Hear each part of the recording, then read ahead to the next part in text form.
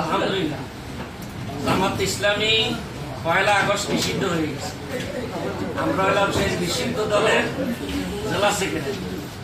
আর 5 August সরকারের যে সরকার নিষিদ্ধ করছে সেই সরকারের পতন হয়ে গেছে।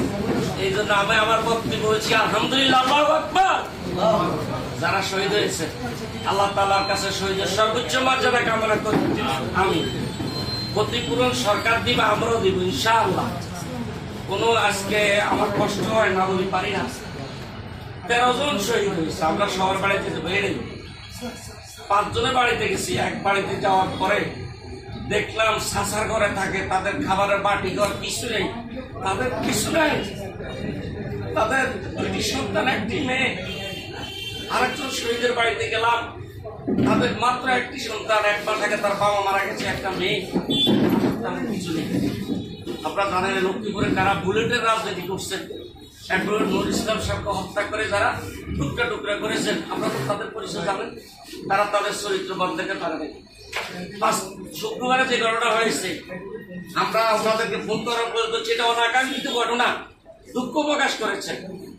আজ 7 তারিখে তাজা পানগুলোকে যেভাবে বুলেটে 1000 বুলেট তারা ছেড়েছে, কোথায় পেয়েছে? এদেশের রাজনীতি, গণতন্ত্র, নির্বাচন সব খেলা করতো। আলহামদুলিল্লাহ ছাত্রদেরকে আমরা অভিনন্দন জানাই আপনাদের মাধ্যমে। তারা যে রক্ত দিয়েছে, জীবন দিয়েছেন, শ্রম দিয়েছেন, তাদের বুদ্ধি বিচক্ষণতা আজকে প্রমাণ হয়েছে। দেশে সরকার নেই, সেনা শাসিত সরকার, সেখানে তারা রাষ্ট্র পরিচালনার দায়িত্ব নিচ্ছে, তাবিকে দায়িত্ব পালন করছে। এরা আগামী দিনের জাতির কর্ণধার। আর তাদেরকে সরকার চাকরি না দিয়ে যুবলীগ ছাত্রলীগ হলে তারা বিসিএস পাস কিভাবে পাস করছে জানছেন তো আপনারা? সেগুলো তথ্য গোপন নেই। কি নাম জানি?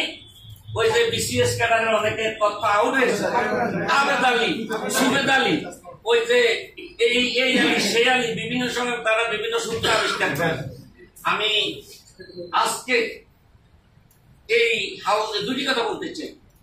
আমি লক্ষ্মীপুরের সাংবাদিক বান্ধব, আমি ছাত্র জীবন থেকে, আমি আপনাদের পাশে আছি ইনশাআল্লাহ। আগামী দিনেও থাকবো।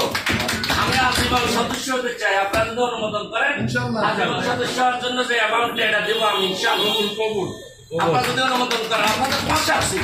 আপনারা যে সহযোগিতা জামাত ইসলামী বিএনপি করেছেন, আপনাদের কাছে আমি কৃতজ্ঞ। লক্ষ্মীপুরের সাংবাদিক কোনোদিন আমাদের বিরুদ্ধে কেউ লেখে নাই, আওয়ামী লীগ সাংবাদিকও লেখে নাই। আমি আমাদের নেতৃবৃন্দকে অনুরোধ করতে চাই, আগামী দিনে এই প্রেস ক্লাব উন্নয়নে আমরা আপনাদের পাশে থাকবো ইনশাআল্লাহ। নেতৃবৃন্দ থাকবে। সকলকে আবার অভিনন্দন, ধন্যবাদ, শুভেচ্ছা।